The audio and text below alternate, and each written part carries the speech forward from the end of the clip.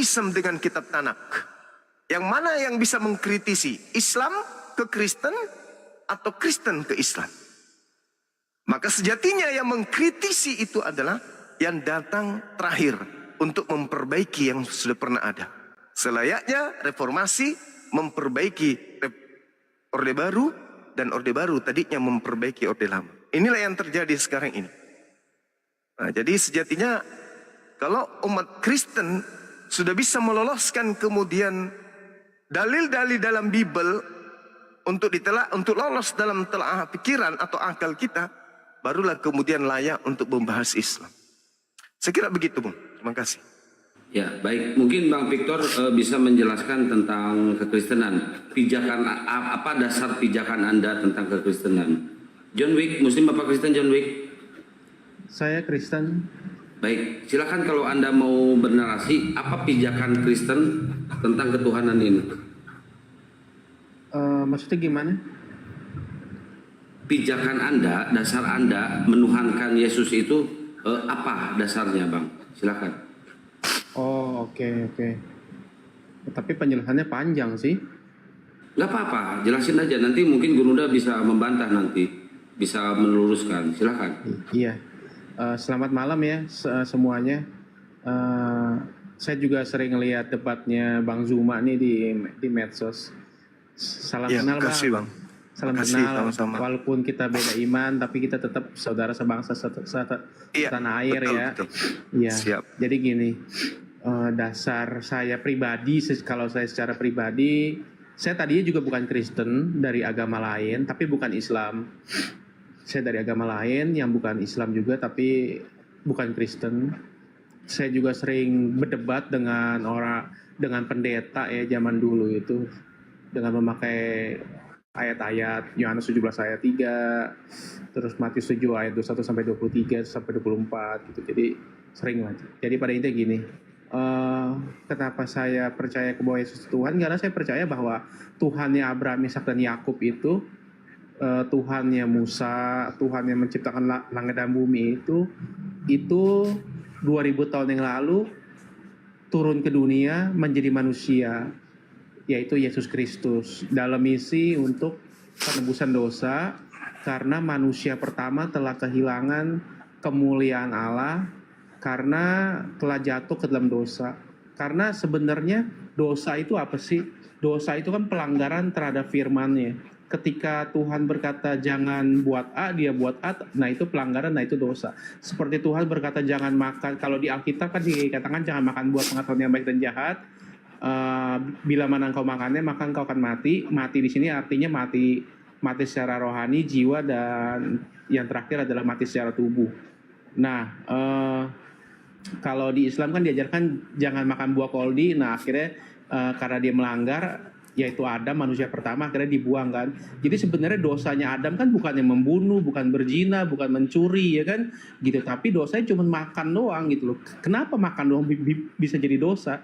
Karena di hadapan Allah yang Maha Suci itu, atau Tuhan yang Maha Suci itu adalah ketika Tuhan mengatakan A, manusia ciptakannya melakukannya sebaliknya, yaitu dosa, pelanggaran yang namanya tidak taat. Maka dari itu kenapa?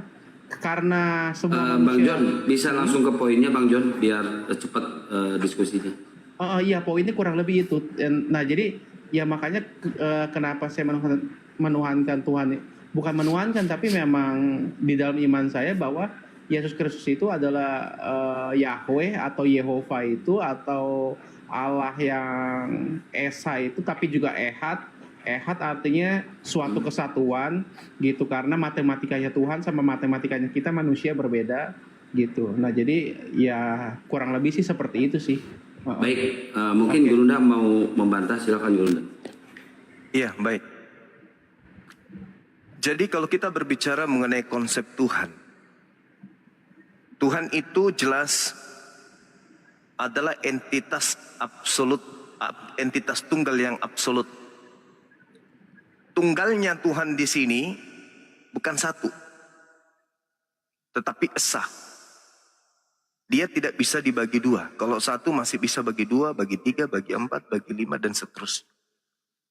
Sedangkan Tuhan itu tunggal, dia tidak berbilang. Dia tidak bisa dibagi dua, dia tidak bisa dibagi tiga. Sesuatu yang bisa dibagi, berarti dia bukan tunggal, karena bisa menjadi pribadi-pribadi yang lain. Itu bukan tunggal itu. Nah, sedangkan manusia, pada sisi yang berbeda, manusia itu sebagai ciptaan menempati ruang dan menempuh perjalanan waktu. Jadi ketika Anda mengatakan 2000 tahun yang lalu Tuhan berubah menjadi manusia, tentu itu tidak masuk akal. Nah, kalau sudah tidak masuk akal,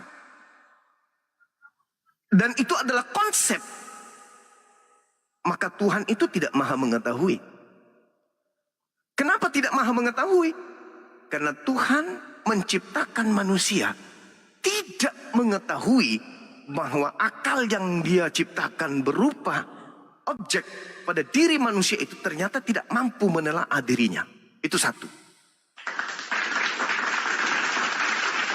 Kalau kemudian Tuhan itu tidak masuk dalam logika manusia, berarti Tuhan tidak berhasil menciptakan manusia sebagai pemimpin. Karena manusia tidak mampu kemudian dengan kemampuan dirinya sampai kepada eksistensi keberadaan Tuhan. Nah, itu kalau yang Anda usung tadi. Maka Tuhan Anda tidak maha mengetahui. Coba. Pasti Anda akan ingin mengatakan manusia tidak akan sampai.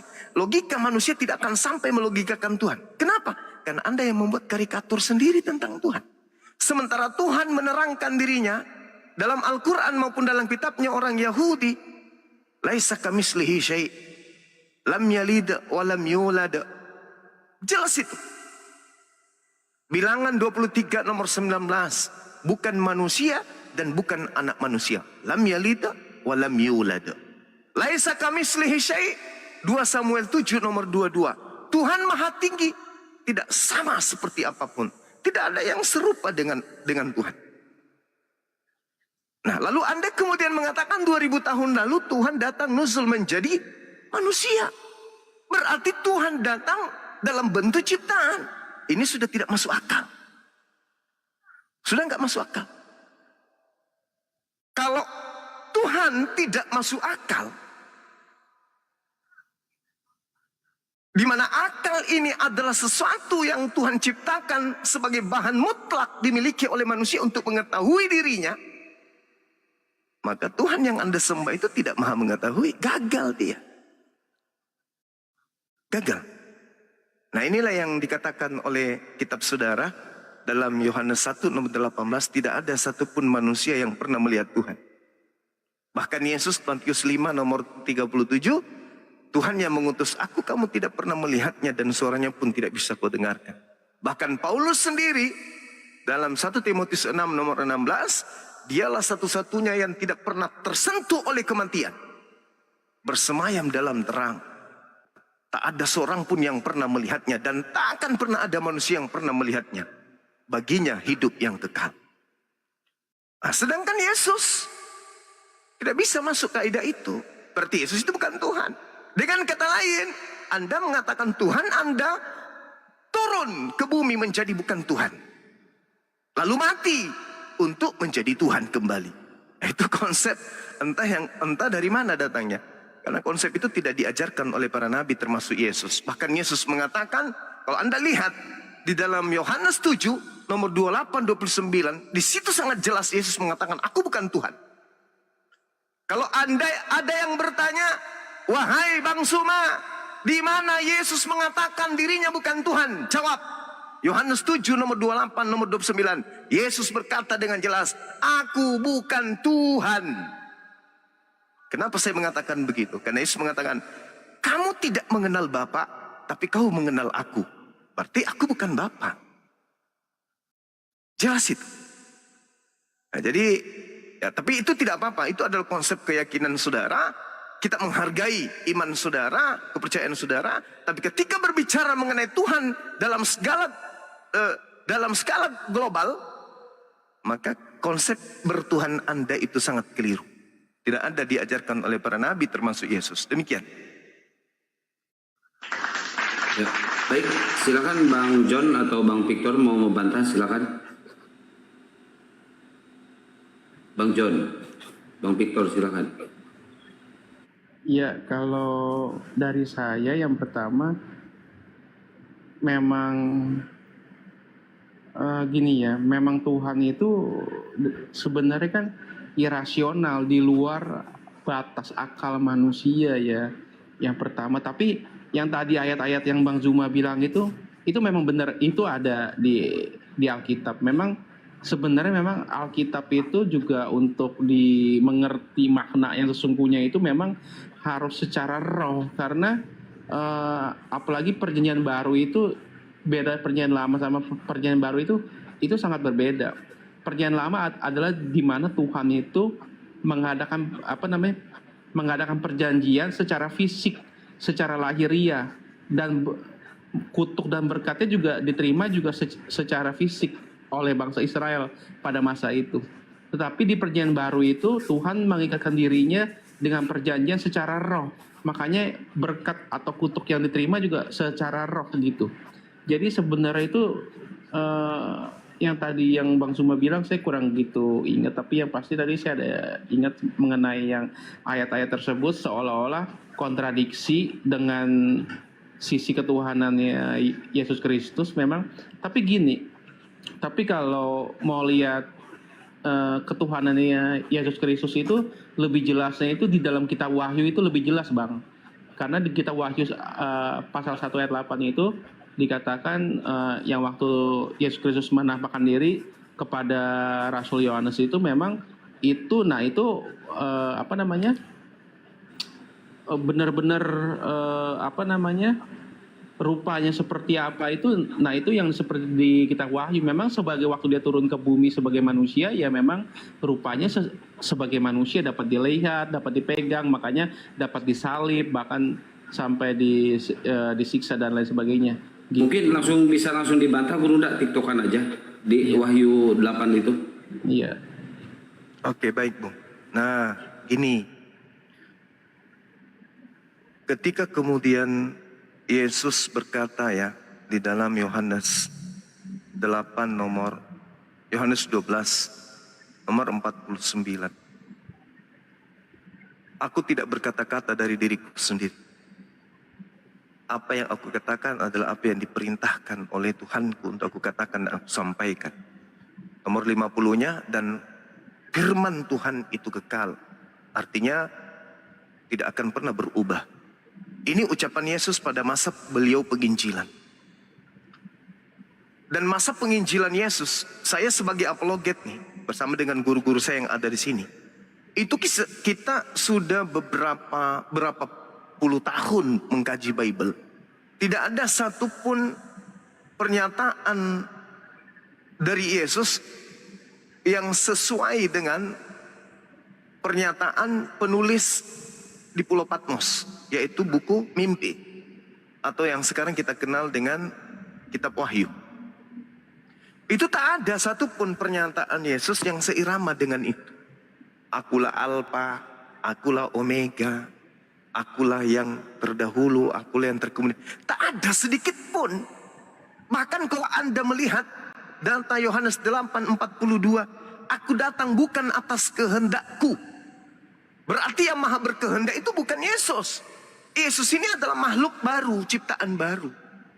Sedangkan Alfa dan Omega itu adalah pernyataan yang muncul kemudian di tahun 100 sampai 130 di Pulau Patmos. Tidak sesaman dengan Yesus. Dengan kata lain, Yesus pada zamannya bukanlah Tuhan. 100 tahun kemudian lebihnya, di abad keempat pastinya, barulah Yesus itu Tuhan. Ini sesuatu yang perlu Anda pahami dengan baik. Apakah kitab Wahyu ini ada pada zaman Yesus? Tak ada. Lalu bagaimana kemudian pernyataan manusia dianggap sebagai konsep utama untuk mempertuhankan anak Maria? Apa dasar pijakannya? Tidak ada. Yesus tidak pernah mengatakan itu. Munculnya pernyataan akulah Alfa Omega. Ya, itu pernyataan yang 70 tahun bahkan 100 tahun muncul kemudian setelah Yesus. Lalu bagaimana caranya kemudian untuk memberikan klarifikasi bahwa ini adalah betul adanya dari Yesus. Sedangkan Yesus mengatakan, waspadalah kepada penyesat yang datang setelahku mengaku sebagai Yesus. Sedangkan yang datang di Pulau Patmos, akulah Yesus. Tunas Daud, bintang timur gilang gemilang. Itu siapa? Itu Yesus. Setahu kita Yesus itu sudah tak ada di bumi. Di masa tahun 33. Terangkat dia. 34 gak ada. Sampai hari ini Yesus tidak pernah turun. Kalaupun ada yang ngaku-ngaku Yesus, kembali kepada pernyataan Yesus. Bahwa hati-hati akan datang Yesus palsu. Sementara kedatanganku yang kedua nanti di akhir zaman ditandai dengan cahaya yang bersinar dari timur sampai ke barat. Dan menurut kesaksian malaikat, di dalam Lukas kitab saudara, diterangkan bahwasanya, di kisah para rasul diterangkan bahwasanya Yesus akan datang lengkap dengan jasadnya sebagaimana engkau melihat dia terangkat ke langit, demikian juga Yesus akan datang. Sama seperti engkau melihat ketika dia terangkat. Berarti kedatangan Yesus nanti yang kedua lengkap dengan jasad. Sementara yang datang di Paulus hanya cahaya, yang datang di Ananias hanya suara, yang datang di Pulau Patmos juga hanya suara. Siapa dia? Bukankah iblis juga mampu mengatakan itu? Akulah Yesus. Apa susahnya Yesus mengaku? Akulah Yesus yang kau niaya. Susah enggak? Tidak sama sekali. Tidak. Jangankan mengaku Yesus, bahkan kemudian mencobai Yesus, menggendong Yesus sampai ke hubungan bait suci pun iblis bisa. Apalagi kalau hanya mengaku, akulah Yesus yang kau niaya. Akulah Yesus sang bintang timur. Nah, coba Anda rentet. Buat ini rentetannya. Yesus datang tidak mengajarkan dirinya Alfa dan Omega. Begitu dia terangkat meninggalkan dunia, muncul makhluk mengaku Yesus dan mengatakan, akulah Alfa dan Omega. Kira-kira siapa makhluk ini? Nah, kalau di Al-Quran kami patokannya jelas. Fawailul lilladzina yaktubuna al-kitaba biaidihim thumma yaquluna hadza min indillah. Jelas itu. Celakalah orang yang menulis sebuah buku dan mengatakan ini dari Allah, padahal itu adalah ucapan mereka sendiri, tulisan tangan mereka sendiri. Nah, sekarang kalau Anda mengatakan kitab Wahyu itu adalah bukan tulisan tangan sendiri tapi itu adalah firman Tuhan, boleh tidak Anda memberikan mata rantai kemudian pemberitaan dari Yesus di masa 30 tahun, di usia 30 tahun sampai 33, sampai kepada penulisan wahyu antara tahun 90 sampai tahun 130. Bisa enggak? Kalau tidak berarti Al-Quran betul. Famailul lilladzina yaktubuna al-kitaba bi'aidihim. Celakalah mereka yang menulis kitab dengan tangan mereka sendiri. Nah, kalau penulis wahyu tidak sendiri menuliskan, berarti ada klarifikasi, ada legitimasi, ada pernyataan, ada penunjukan langsung dari Yesus. Benarkah itu ada? Silakan saudara buktikan. Oke bang. Aduh, pertanyaannya banyak nih. Saya jawab satu-satu dulu ya. Silakan. Yang pertama gini, oke. Tadi kan Bang Cuma bilang nggak ada yang statement di kitab Wahyu yang waktu Yesus Kristus menampakkan diri kepada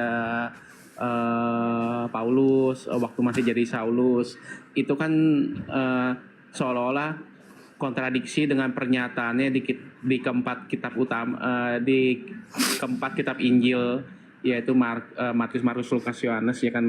Tapi di kitab Matius itu ada loh bang, waktu Tuhan Yesus berkata, dia bilang ketika anak manusia datang nanti, di Matius 25, ketika anak manusia datang nanti maka akan menghakimi dan para malaikat akan berserta dengan dia gitu ya kan, dan memisahkan kambing dan domba gitu. Nah kurang lebih seperti itu. Terus baru ketika Yesus juga mengatakan, Petrus di atas batu karang ini aku akan mendirikan jemaatku dan pintu alam maut tidak akan menguasainya. Nah kurang lebih seperti itu. Jadi ada juga statement-statement yang lain yang hendak diselaraskan dengan apa yang di kitab Wahyu dan di kisah para rasul waktu Tuhan Yesus menampakkan diri kepada Rasul Yohanes, sama Rasul Paulus. Itu yang pertama. Terus yang kedua itu kalau tadi Bang Cuma bilang benang merahnya itu maksudnya memang Alkitab itu yang menulis itu semua Perjanjian Lama sampai Perjanjian Baru itu, kitab Perjanjian Lama ditulis oleh para nabi, Perjanjian Baru ditulis oleh para rasul. Memang semua tulisan manusia, tapi manusia yang diilhami sama Roh Kudus. Terlebih lagi di kitab Perjanjian Baru di mana kami percaya bahwa Roh Allah itu ada di dalam hidup kami, karena ketika manusia dilahirkan itu sebenarnya manusia itu kan terdiri dari tubuh, jiwa, dan roh. Tapi ketiganya satu. Tapi sebenarnya itu rohnya itu ketika manusia lahir itu sebenarnya sudah putus hubungan. Makanya manusia itu seperti di beberapa ajaran agama itu mengajarkan bahwa seolah-olah Tuhan itu sangat jauh di sana dan manusia itu sangat susah untuk menggapai Tuhan yang maha suci itu.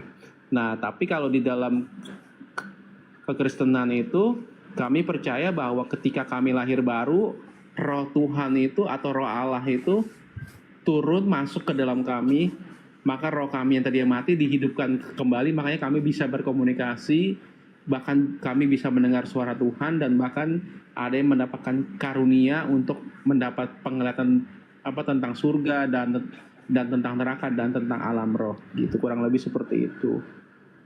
Terus tadi ada pertanyaan lagi yang apa lagi ya tadi ya, saya lupa sih. Ya kurang lebih seperti itulah. Tapi pada intinya gini sih. Pada intinya memang Alkitab itu memang agak sukar dipahami kalau hanya dibaca dengan sebatas logika kita. Karena akal manusia itu kan terbatas ya.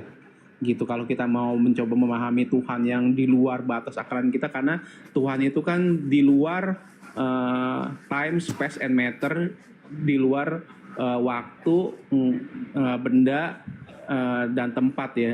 Dia di luar dimensi itu. Jadi transcendent lah ya. Jadi sebenarnya kita tuh susah mau menggapai itu kalau kita tidak diberikan pengertian atau understanding gitu. Baik, mungkin menurut Anda memahami Bible itu harus pakai akal dan logika. Silakan Gerunda, apa dong? Baik, host, kalau saya kepanjangan mohon untuk di-cut aja ya. Jadi gini, Bung. Ketika kita berbicara mengenai Tuhan, satu-satunya agama yang konsep Tuhannya rasional, seimbang antara akal dan pewahyuan itu hanya Islam. Al-Quran mengatakan bahwasanya sesungguhnya dengan adanya siang dan malam, penciptaan malam dan siang, itu bukti keberadaan Tuhan. Jadi pencipta alam semesta ketika dikatakan laisa kamitslihi syai', tidak serupa dengan apapun, 2 Samuel 7 nomor 22, tidak sama seperti apapun. Yesus mengatakan kamu tidak pernah melihatnya. Paulus mengatakan tak ada seorang pun yang pernah melihatnya. Maka bagaimana kemudian Tuhan itu bisa menyatakan dirinya? Kalau di Al-Quran jelas Allah menyatakan diri pada diri manusia, pada alam semesta ini. Makanya dikatakan dalam Al-Quran, wa nahnu akrabu ilaihi min hablil warid. Bahkan aku, kata Allah, lebih dekat kepada manusia dari urat leher mereka sendiri. Jadi ketika kita berbicara mengenai keberadaan Tuhan, Tuhan kita ini menciptakan 2 alam. Alam semesta dan alam diri kita ini, alam kecil. Itulah cara Allah memberikan bukti kehadiran dirinya. Allah menciptakan alam semesta, alam jagat raya ini sebagai tempat tergantungnya gugusan bintang-bintang. Sedangkan alam kedua adalah ya tubuh kita ini, alam kecil. Jadi Tuhan menyatakan eksistensi keberadaannya, kehadirannya kepada kita manusia dengan cara Tuhan menciptakan alam semesta. Bukti Tuhan itu hadir adanya alam semesta. Siang dan malam, hujan, terik, tumbuhan, binatang, manusia, malaikat, daratan, lautan, awan. Itu bukti bahwa Tuhan itu hadir. Tuhan itu ada menyertai kita. Kita bisa berbicara, kita bisa mendengarkan, kita bisa tidur, kita bisa makan, kita bisa merasakan apapun. Bukti kehadiran Tuhan. Kalau tidak ada Tuhan, kita juga tak ada. Bukti adanya Tuhan ya kita ini ada. Kita ini siapa? Tangan ini bukan punya kita. Mulut bukan punya kita. Mata bukan punya kita. Kuping bukan punya kita. Tubuh seluruhnya bukan punya kita. Ini cuma pinjaman dari Tuhan. Apa yang kita punya? Tak ada. Bahkan isi kepala yang kita katakan, kita klaim ini punya kita. Kita nggak tahu apa yang ada di dalam. Apa yang ada dalam rongga perut, rongga dada kita, kita tidak tahu. Tapi kita mengklaim ini adalah punya kita. Padahal kita pun tidak tahu. Menjadi laki-laki, menjadi perempuan pada saat dilahirkan, kita tidak pernah kemudian mengatakan, Tuhan ciptakan aku dalam bentuk laki-laki, perempuan. Tak pernah. Seketika kita ada, kun fayakun. Artinya, kita ini milik Sang Pencipta. Dengan demikian, membuktikan kehadiran Tuhan, ya adanya kita. Inilah yang dikatakan bahwasanya Tuhan ciptakan dua alam sebagai pertanda kehadiran dirinya. Alam jagat raya dan alam kecil yang adalah tubuh manusia. Jadi tidak perlu Tuhan itu datang bagi orang yang berakal. Tuhan datang jadi bayi. Oh Tuhan itu ada. Tidak kayak begitu, Bung. Ketika Tuhan menjadi manusia, berarti Tuhan menjadi ciptaan. Apakah itu tidak masuk? Apakah itu masuk akal? Tidak masuk akal. Maka alasan Kristen, memang kami punya Tuhan tidak bisa dilogikakan. Berarti Tuhanmu tidak maha mengetahui. Tuhan itu harus dilogikakan, harus masuk logika kita. Nah, logikanya di mana? Allah mengatakan walaqad khalaqnal insan wa na'lamu ma tuwaswisu bihi nafsu. Itu kata Allah. Bahwa aku menciptakan manusia dan sungguh kami menciptakan manusia dan mengetahui apa yang dibisikkan oleh hati mereka. Berarti Tuhan tahu apa yang ada dalam benak kita. Berarti Tuhan itu dekat. Tuhan itu ada, Tuhan itu hadir. Tuhan ada di antara kita. Siapa yang menurunkan hujan? Siapa yang mengatur semua alam semesta ini? Ya Tuhan. Sama seperti ketika kita naik pesawat, kita duduk di belakang, kita nggak tahu pilot. Siapa yang mengarahkan pesawat ke kiri, siapa yang mengarahkan ke kanan, siapa yang mengarahkan naik, mendarat dan seterusnya. Pilot. Meskipun kita tidak lihat pilotnya, tapi ada yang mengatur pesawat. Begitulah Allah. Meskipun kita tidak lihat Allah, tapi Dia yang mengatur alam semesta ini. Itu. Jadi Allah itu masuk logika. Di luar logika, ya, itu agama Anda. Saya kira begitu. Iya. Jadi dalam hal yang tadi Bang Zuma bilang kalau Tuhan itu ada dengan bukti bahwa Dia menciptakan alam semesta, alam kita, dunia dan alam jagat raya. Saya setuju dalam hal itu. Saya setuju. Yang Bang Zuma bilang saya setuju. Cuman saya juga dulu mempelajari gini Bang. Hampir semua agama saya pelajari memang walaupun nggak full 100% ya. Tapi karena dulu saya sempat mencari. Memang di dunia ini kan ada banyak agama ya kan. Pasti kan nggak mungkin semuanya benar. Pasti ada salah satu yang benar gitu ya kan. Gitu. Nah berarti agama yang mana? Nah kalau boleh nih saya ingin bertanya apa tentang Islam Bang kalau boleh Bang. Silakan. Boleh, silakan Bang. Iya, dulu kan saya pernah belajar bahwa Islam itu ada sebelum lahir itu ada 4 alam ya, alam kandung dan alam apalagi itu saya lupa ingat lah, kurang lebih seperti itu. Nah, saya sempat belajar juga sejarahnya Nabi Muhammad yang diimani oleh umat Muslim ya kan. Nah, cuman masalah gini kan dikatakan kan bahwa Islam itu kan agama penyempurna ya kan, yang datang terakhir. Kenapa Allah itu tidak menciptakan atau menurunkan agama Islam itu dari awal supaya manusia tidak tersesat? Yang pertama, ya kan. Yang kedua itu Bang boleh satu-satu nggak pertanyaannya biar boleh. Biar siap, kena siap. ke poinnya. Siap boleh. Oke, berarti pertanyaannya kenapa Allah tidak menurunkan Islam ini dari pertama itu ya Iya. Bang? Iya. Oke, silakan Gerunda, pertanyaannya keren, bagus. Iya, jadi gini, Bung. Kalau kita melihat di dalam Al-Quran, surah Al-Ma'idah, Al-yawma akmaltu lakum dinakum. Pada hari ini telah kusempurnakan nikmat. Di antara nikmat yang disempurnakan oleh Allah itu adalah nikmatnya, sempurnanya kaidah aturan-aturan main yang dibutuhkan oleh umat manusia. Itu dulu poinnya. Itu harus diimani dulu. Nah, kenapa Islam itu tidak disempurnakan pada zaman Adam? Bahaya itu, Bang. Kok bisa kayak gitu? Yes, karena Islam itu mencakup banyak hal. Islam itu tidak hanya mencakup satu hal saja, tapi mencakup segala hal yang dibutuhkan oleh umat manusia.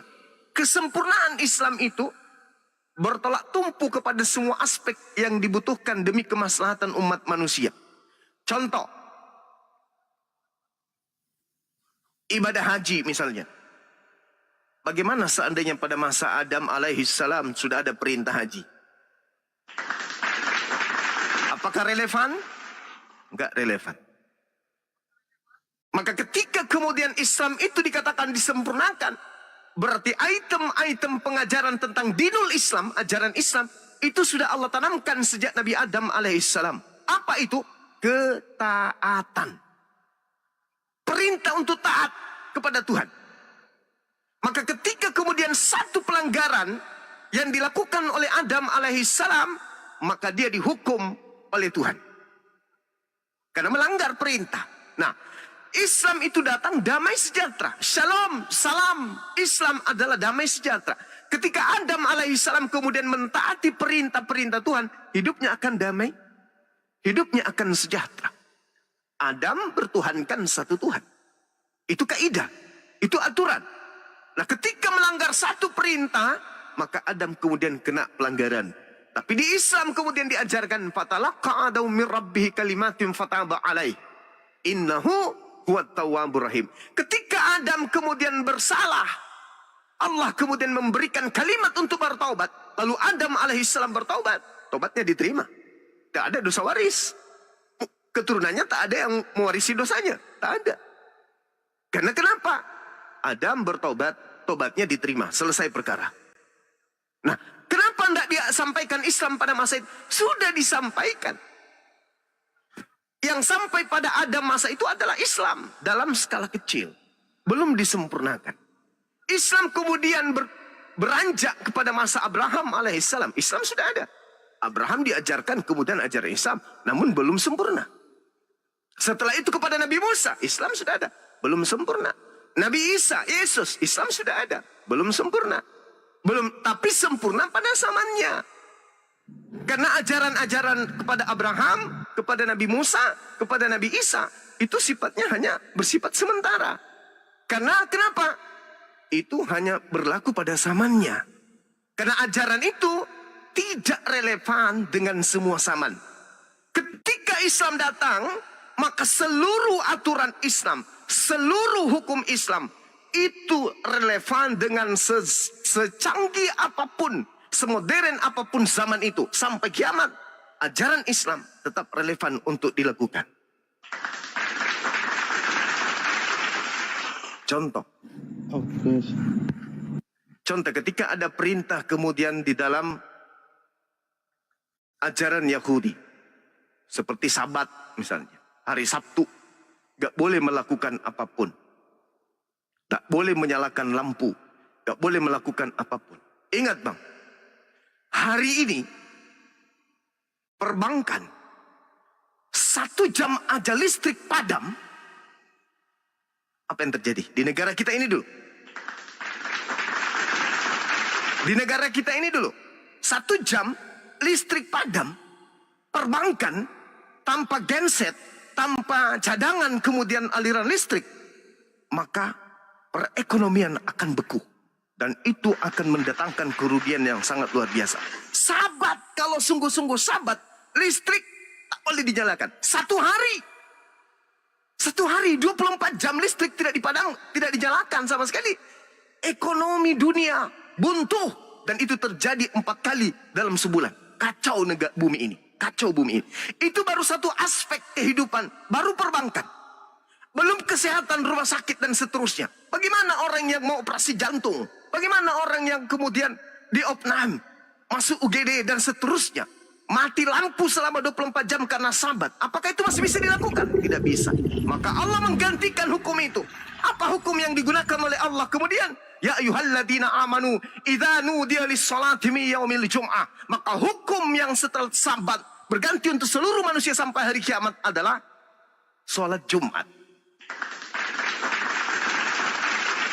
Maka Allah mendatangkan hukum yang selaras kemudian dengan kehidupan kemaslahatan hidup manusia. Apa itu? Kesempurnaan ajaran Allah yang datang kepada Nabi Adam alaihissalam berujung pada datangnya Nabi Muhammad sallallahu alaihi wasallam. Itu, Bung. Itu jawaban sederhana saya. Silakan. Ya, baik. Bisa dimengerti Bang John pertanyaannya. Bang Pri, sebentar kita sama Bang John dulu. Nanti ke Bang Pri dan Bang Victor. Silakan Bang John. Iya, jawabannya sih masuk akal sih yang mengenai yang hari Sabat itu. Memang itu juga sama seperti umat Hindu di Bali kan, sama kurang lebih jadi hari Nyepi. Ya itu masuk akal sih. Tapi nah terus begini, ada yang saya mau tanyakan lagi. Jadi kan begini ya. Tapi kan kalau dikatakan Islam diturunkannya di terakhir, baru kan dari awal kejadian kan, dari awal kisah permulaan dunia itu dari keturunan Adam terus. Nah itu kan banyak orang tidak mengenal, katakanlah tidak mengenal Allah atau Allah yang tauhid itu ya kan, sehingga banyak orang yang menjadi kafir ya kan, boleh dikatakan seperti itu. Lalu mereka kalau dikatakan di ajaran agama Islam kan masuk neraka. Berarti apakah itu tidak seperti pembiaran gitu? Jadi pembiaran, jadi banyak orang nanti jadi masuk neraka atau jadi tersesat atau bagaimana? Kira-kira gimana Bang? Ya. Coba Anda bayangkan, Adam, segala kenikmatan diberikan oleh Allah. Bahkan menurut konsep Al-Quran dan Bible, Adam itu dicipta di sebuah taman. Di Gan Bi Eden. Taman di dalam Eden. Eden itu jannah atau salah satu dari surga. Dicipta. Cuman satu larangan tok. Jangan kau makan buah ilmu pengetahuan baik dan jahat. Satu aja. Dilanggar nggak sama Nabi Adam? Dilanggar ya. Dilanggar. Kalau 2 perintah larangan, 3, 4, 6, 7, 8, 9, 10. Kira-kira berapa perintah yang dilanggar oleh Adam alaihissalam?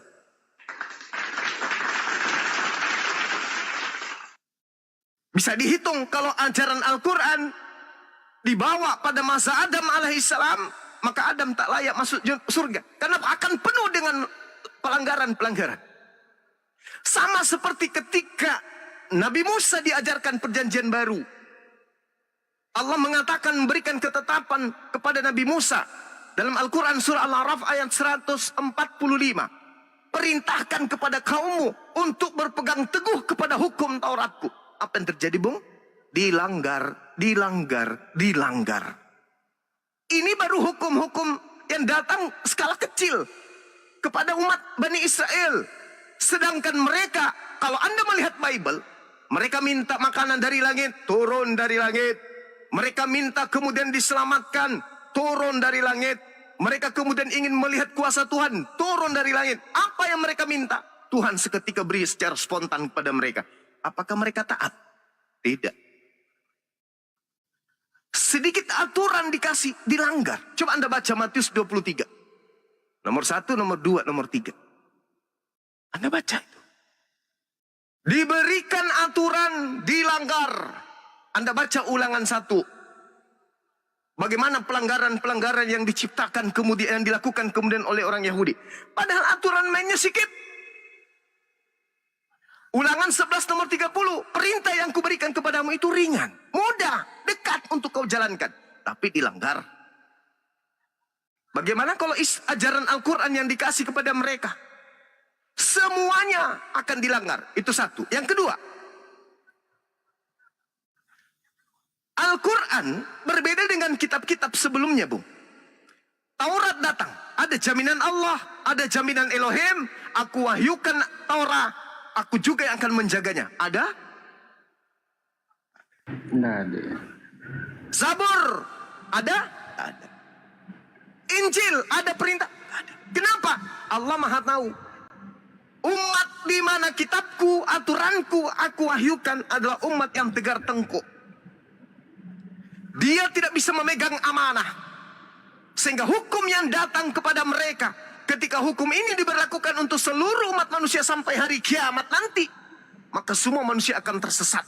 Kenapa? Karena kitabku, firmanku sudah dirubah-rubah oleh mereka.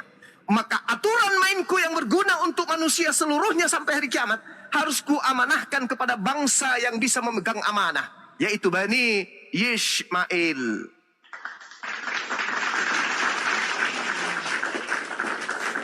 Kalau Al-Quran datang ke bangsa Yahudi, Bung,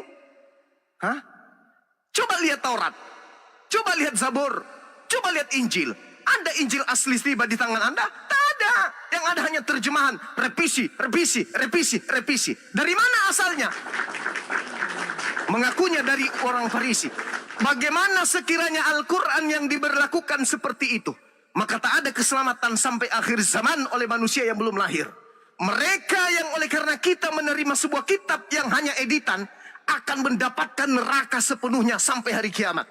Orang yang lahir setelah kita semuanya kiamat ke neraka. Kenapa? Karena tak ada lagi kitab suci yang kita berikan kepada mereka. Kita hanya mewariskan kitab terjemahan revisian barat. Revisian lembaga yang tidak kita ketahui orang benar atau tidak mereka ini. Merevisi kitab-kitab kita kemudian. Tapi dengan Allah mewahyukan Al-Quran kepada bangsa yang sudah ditunjuk sebagai pembawa hukum-hukum yang menaklukkan seluruh hukum jahiliyah di atas muka bumi. Amanah. Inna nahnu nazzalna zikra wa inna lahu lahafizun. Aku mewahyukan Al-Quran kepada orang yang amanah, Siddiq, Al-Amin, yang terpercaya. Maka Al-Quran itu sampai pada hari akhir zaman. Maka ketetapan itu sampai kepada seluruh umat manusia. Maka tak ada lagi nanti di hari kiamat memprotes, ya Rabb, aku tidak masuk pada kelompok orang selamat karena kepada aku tidak ada kitab suci yang murni darimu. Tak ada lagi ucapan itu. Kenapa? Karena Al-Quran terjaga oleh umatnya Nabi Muhammad sampai hari kiamat. Siapapun Anda, apapun titel Anda, apapun agama Anda, Al-Quran membuka diri untuk Anda pelajari. Sekarang kalau saya mau belajar Bible, contoh, saya baca Lukas. Apa yang saya temukan? Penulis Lukas tidak pernah bertemu langsung dengan Yesus. Kecewalah saya. Bagaimana mungkin saya ingin beriman kepada sebuah buku di mana buku ini tidak memiliki legitimasi daripada orang yang saya jadikan sebagai acuan. Lukas ditulis tahun 60-an. Yesus sudah tak ada di muka bumi.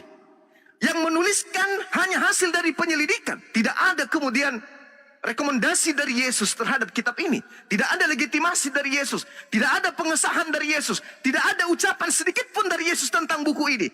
Buku ini yang ingin saya bawa mati. Itu. Buku ini yang ingin saya bawa ke alam kubur. Tidak mau saya. Karena saya orang berakal. Maka harus ada sebuah buku dalam pegangan iman saya. Di mana buku itu murni dari yang diberi. Dari Nabi Muhammad diberikan murni sampai hari ini.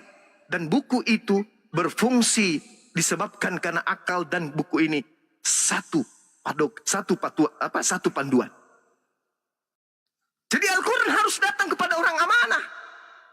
Siapa yang amanah di antara orang-orang Yahudi? Sedangkan Yesus yang datang membangkitkan orang mati, membuat orang buta melihat, orang lumpuh berjalan, anggur dibuatnya air menjadi anggur, badai dibuatnya kemudian menjadi tenang, bahkan orang mati pun dihidupkan. Tapi apakah mereka sadar untuk menerima kenabian Nabi Yesus, Nabi Isa? Tidak. Mereka hanya menganggapnya lelucon.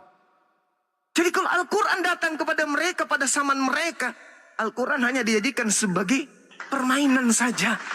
Jangankan Al-Quran, Tuhan datang melalui Nabi Musa, laut dibelah. Mereka beriman? Tidak. Tidak beriman. Coba Anda bayangkan, Bung, ya.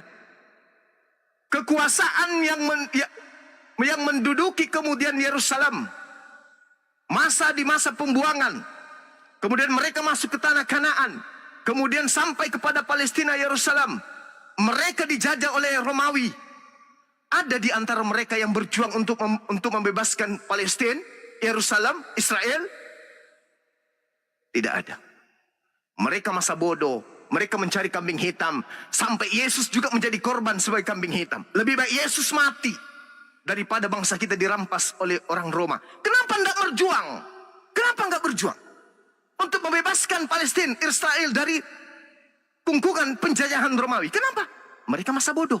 Nabi Musa aja disuruh berperang. Weh Musa, kau ajaklah Tuhanmu untuk berperang. Kami tunggu aja di sini. Setelah kamu menang, barulah kami masuk ke dalam tanah Kanaan. Itu tabiat mereka. Yesus datang, jadikan kambing hitam. Ada mereka bersatu untuk mengusir Romawi? Tidak. Siapa yang datang mengusir Romawi? Membersihkan ajaran pagan dari Palestina. Kaumnya, umatnya Nabi Muhammad sallallahu alaihi wasallam. Ingat Bu, ingat.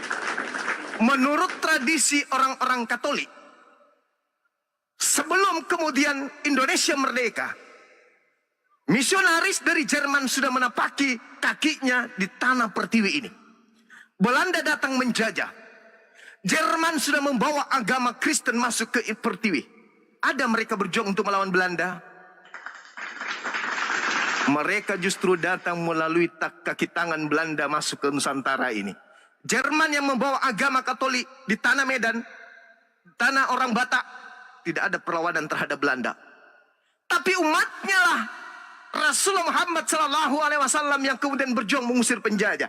Jadi Palestina, Yerusalem, Israel bersih dari penjajah berkat umatnya Nabi Muhammad. Nusantara bersih dari penjajah berkat umatnya Nabi Muhammad sallallahu alaihi wasallam. Kenapa bisa demikian? Karena Al-Quran itu harus murni disampaikan sampai hari kiamat. Bagaimana dengan Taurat? Ada aslinya? Tunjukkan kepada saya. Bagaimana dengan Zabur? Ada aslinya? Tunjukkan kepada saya.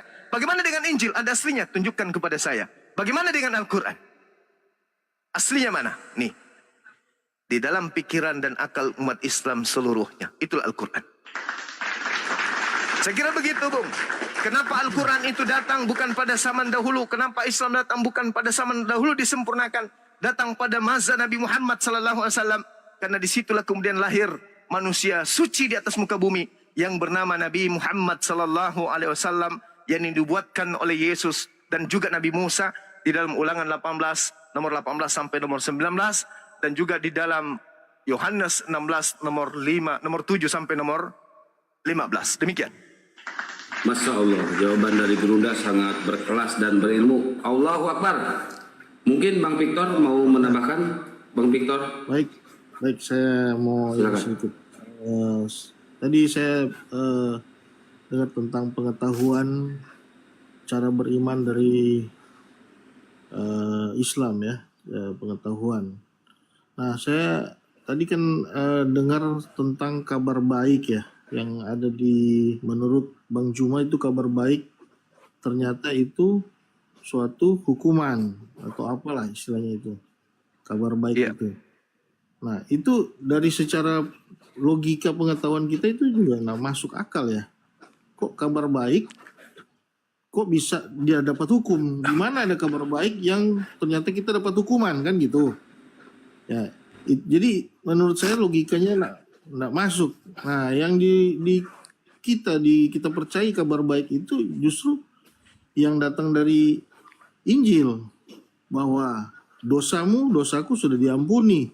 Itu berita baik yang kita terima, yang itu yang jelas-jelas baik gitu. Secara logika masuk, ya kan, dosa kita diampuni, yang ditebus oleh Yesus. Itu benar-benar kabar baik yang masuk akal gitu. Justru yang tadi Bang Juma jelaskan itu justru nggak masuk akal ya. Baik, boleh dibantah sama Gurunda ya, Pak Victor? Boleh dijawab ya? Ya. Baik, silakan Gurunda. Mau dilanjut atau itu dulu ya? Oke. Ya, saya pun tidak panjang. Jadi gini, saya kasih analogi. Ketika ada orang kemudian berdiri di atas atau di tengah jalan, datanglah kemudian juru selamat menyampaikan kepada orang yang tadi, kamu berdiri di sini, kamu akan digilas kereta. Itu kabar gembira bagi orang yang berakal. Kabar gembiranya di mana? Dengan dia menggunakan akal, kalau saya tetap berdiri di sini, saya akan digilas motor. Saya digilas oleh kereta. Tapi kalau dia tidak mengindahkan kemudian berita itu, kata Al-Quran, "Fabasyirhum bi'azabin alim." Maka kabar gembiranya adalah asap yang pedih. Karena dia tidak mengindahkan kabar gembira tadi, maka asap yang pedih. Mati dia, digilas oleh kereta. Dengan adanya pemberitahuan kepada mereka bahwa ketika Anda mengindahkan perintah pernyataan tersebut, maka Anda akan meninggalkan tempat itu dan akan Anda mendapatkan keselamatan. Contoh, Matius 7, nomor 22 sampai nomor 23. Pada hari terakhir nanti, ini kata Yesus, banyak orang yang akan berseru kepadaku, "Tuhan, Tuhan, bukankah kami Kristen bernubuat pakai namamu Yesus, mengusir setan pakai namamu Yesus, bermujizat pakai namamu Yesus?" Nomor 23. Pada hari itulah, pada saat itulah aku Yesus akan berterus terang kepada mereka, "Enyahlah daripadaku, aku tidak mengenal kalian, kalian semua adalah pembuat kejahatan." Kalau saudara menggunakan akal, maka saudara tidak akan memanggil Yesus Tuhan, tidak akan bermujizat, tidak akan mengusir setan, tidak akan bernubuat dengan menggunakan nama Yesus. Dengan kata lain, Anda meninggalkan agama Kristen. Itu kabar gembira. Tapi ketika Anda tetap mati dalam keadaan Kristen, bermujizat, bernubuat, memanggil nama Yesus, maka Anda akan mendapatkan azab yang pedih. Paham sampai di sana? Itulah Al-Quran menerangkan itu. Innalladzina yakfuruna bi ayatillah wa yaqtuluna nabi, dan seterusnya. Al-Quran menerangkan seperti itu. Fabasyirhum bi'azabin alim. Sampaikanlah kepada mereka kabar gembira, yaitu tentang azab yang pedih. Kalau Anda mengindahkan azab pedih ini, Anda pergi, tinggalkan itu. Innalladzina kafaru min ahlil kitabi wal musyrikina fi nari jahannam khalidina fiha abada. Sesungguhnya orang-orang kafir, kesimpulannya dikatakan, mereka akan masuk ke dalam neraka jahanam, kekal di dalamnya. Itu kabar gembira. Karena Anda dalam keadaan kafir, diberitakan kepada Anda, wahai kafir, ya, kalau Anda mati dalam kekafiran, Anda akan masuk ke dalam neraka, kekal di dalam neraka. Maka Anda meninggalkan kemudian kekafiran, berarti itu kabar gembira untuk Anda. Alhamdulillah, Bang Suma datang kepadaku sebagai juru selamatku, mengingatkan aku agar aku tidak mati dalam keadaan kafir. Kabar gembira. Tapi kalau Anda tidak mengindahkan, akal Anda matikan, Anda tetap aja di situ, bahkan menganggap Bang Suma sebagai penghujat, maka Anda akan mendapatkan asap yang pedih. Kabar gembiranya berubah menjadi asap pedih. Karena tidak mengindahkan kabar gembira yang datang kepada umat Islam itu Anda. Al-Quran menerangkan orang kafir masuk ke neraka. Yesus menerangkan orang yang memanggilnya pun masuk ke neraka. Matius 13 nomor 50. Semua pembuat kejahatan akan dilemparkan ke dalam api neraka. Sedangkan orang yang memanggil Yesus Tuhan, engkau semua adalah pembuat kejahatan, enyahlah daripadaku, aku tidak mengenal kalian. Pembuat kejahatan dilempar ke api neraka. Kurang apa lagi?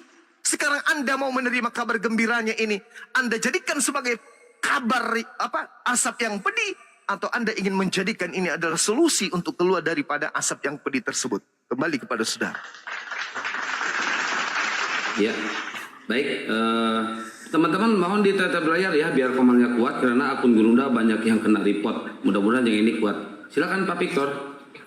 Ya, baik. Jadi kabar gembira itu mungkin lebih tepatnya suatu nasihat atau peringatan mungkin ya. Lebih tepatnya kalau menurut saya nasihat untuk biar tidak dihukum, kan begitu. Kalau kabar gembira, kalau menurut saya lebih tepatnya kabar gembiranya yaitu kita mendapat sesuatu yang tidak seharusnya kita dapat itu namanya kabar gembira. Kalau yang menurut saya, secara logika saya gitu. Nah, kemudian soal Yesus Tuhan, ya ini kita lanjut lagi aja. Untuk Yesus Tuhan, menurut kita, kenapa kita menuhankan manusia atau apalah istilahnya. Nah, kita tidak pernah merasa menuhankan manusia sebagai orang Kristen, karena sebagai orang Kristen itu kita percaya bahwa Yesuslah memang dari awalnya dia adalah Tuhan, dia menjadi manusia, jadi tetap dia adalah Tuhan, bukan manusia yang dituhankan, begitu. Nah, kenapa dia di dalam Alkitab tidak pernah mau cari dalilnya bahwa Yesus mengaku dia Tuhan atau dialah Tuhan atau apalah istilahnya yang ditanyakan berulang-ulang oleh Bang Juma dan kawan-kawan, itu tidak akan ketemu memang, karena memang Tuhan itu datang ke dunia ini bukan untuk mengaku bahwa dia adalah Tuhan atau percayalah kepada aku, kan gitu. Dia tidak perlu datang untuk kita percaya kepada dia, tidak perlu dia datang sebagai manusia, begitu, sebagai Yesusnya ini, karena dia memang Tuhan. Dia tidak perlu kita sembah, dia Tuhan. Kita tidak perlu kita muliakan, dia tetap mulia, begitu. Itu yang saya pahami. Gitu. Jadi dalil-dalil apapun yang untuk biar orang Islam percaya bahwa Yesus itu Tuhan memang tidak ada dan tidak diperlukan untuk percaya kepada Yesus, begitu. Kita percaya kepada Yesus karena dia perbuatan dia di kayu salib itu, gitu. Jadi itulah yang saya cuma mau kasih tahu, bahwa nggak perlu ada kata Yesus Tuhan dan sembahlah dia, begitu. Semua orang Kristen pasti seperti itu. Ya, mungkin matinya Yesus di tiang salib itu kabar baik buat Kristen. Silakan Guru Juma. Jadi gini, Bung. Allah Subhanahu wa taala menjelaskan di dalam Al-Qur'anul Karim, A'udzubillahi minasyaitonirrajim, wa makaru wa makarallah wallahu khairul makirin. Mereka orang-orang kafir membuat tipu daya, kemudian Allah membalas tipu daya mereka, dan sungguh Allah itu adalah sebaik-baiknya pembalas tipu daya. Jadi kalau ada orang menipu, lalu kemudian tipuannya dianggap berhasil, padahal ternyata tipuannya memakan dirinya sendiri, inilah saudara-saudara Kristen. Inilah yang terjadi pada saudara. Anda mencoba mengatakan Yesus itu adalah Tuhan. Dari aspek mana kira-kira? Sementara Yesus membantah dirinya Tuhan. Kenapa Yesus tidak mengajarkan dirinya Tuhan? Karena Yesus sadar, dia bukan orang gila. Dia sadar sesadar-sadarnya kalau dia adalah manusia. Kesaksiannya Yohanes 5 nomor 36. Ada kesaksianku yang lebih penting dari kesaksian Yohanes Pembaptis. Bahwa semua mujizat yang aku lakukan, mujizat itulah yang bersaksi tentang aku. Bahwa Bapa Tuhan yang telah mengutus aku. Jelas itu, Bang. Itu kesaksian Yesus. Jadi kalau saya malam ini bersaksi di hadapan saudara, Yesus itu bukan Tuhan, apalah Bang Zuma ini? Siapalah Bang Zuma ini? Hanya manusia biasa, penginjil jalanan biasa. Sedangkan Yesus yang Anda jadikan Tuhan sendiri sudah bersaksi dengan nyata. Ada kesaksianku yang lebih penting dari kesaksian Yohanes Pembaptis. Bahwa semua pekerjaan yang diperintahkan Bapa untuk aku kerjakan, pekerjaan itulah kemudian yang aku lakukan. Dan pekerjaan itu yang bersaksi tentang aku. Bahwa engkaulah yang telah mengutus aku. Engkau mengutus aku. Aku bukan Tuhan, aku utusan. Hidup kekal itu, Yohanes 17 nomor 3, adalah mereka mengenal engkau satu-satunya Tuhan yang benar. Satu-satunya Tuhan yang benar, engkau. Aku bukan Tuhan, aku harus kau kenal sebagai utusan Tuhan. Kalau Yesus pun bersaksi demikian, Anda menolaknya. Lalu bagaimana mungkin Anda bisa percaya kepada Bang Zuma? Semua kuserahkan kepada Allah. Tapi saya ingin mengatakan begini, Bu. Dalam Yohanes 7 nomor 28-29, Yesus telah menerangkan Kita baca sama-sama apa yang dikatakan oleh Yesus di sana. Engkau tidak mengenal Allah. Engkau tidak mengenal Bapa. Engkau tidak mengenal Tuhan. Engkau memang mengenal aku. Tapi engkau tidak mengenal Bapakku. Dari pernyataan Yesus itu saja, kita sudah tahu bahwa Yesus ini sedang menyatakan kalau dirinya itu bukan Tuhan. Yohanes 7 nomor 28. Memang aku kamu kenal dan kamu tahu dari mana aku berasal, kata Yesus. Namun aku datang bukan atas kehendakku sendiri, tetapi aku diutus oleh Dia yang benar, yang tidak kamu kenal. Aku datang bukan atas kehendakku, tetapi atas kehendak Dia yang tidak kamu kenal. Engkau memang mengenal aku, tapi kamu tidak mengenal Dia yang mengutus aku. Kamu mengenal aku, tapi kamu tidak mengenal Dia yang mengutus aku. Berarti aku dan Dia yang mengutusku bukan sesuatu yang satu. Aku kenal Dia. Aku kenal Dia. Sebab aku datang dari Dia. Dialah yang mengutus aku. Kamu mengenal aku, tapi kamu tidak mengenal Dia. Kurang apa lagi coba? Iya, silakan. Salam, apa kabar Bang Suma? Baik. Apa kabar teman semua? Baik kawan. Cuman sering mau bersin ini. Waduh, semoga cepat sehat ya. Iya, Bang amin, Suma, amin. tadi saya sempat dengar Bang Suma mengatakan di hidup yang kekal itu di berapa? Yohanes 17 nomor 3. Yohanes 17 ayat 3. Bentar. Inilah hidup yang kekal itu, yaitu mereka mengenal Engkau, satu-satunya Allah yang benar, Betul. dan mengenal Yesus Kristus yang telah Engkau utus. Itu ya? Yes. Oh, nah di sini saya ingin tahu Bang Suma, apa Bang Suma Allahnya itu Bapa Bang Suma atau Allahnya siapa? Pencipta Rabbus Samawati wal Ardh, pencipta langit dan bumi. Yang maha suci lagi maha tinggi. Ya, siap.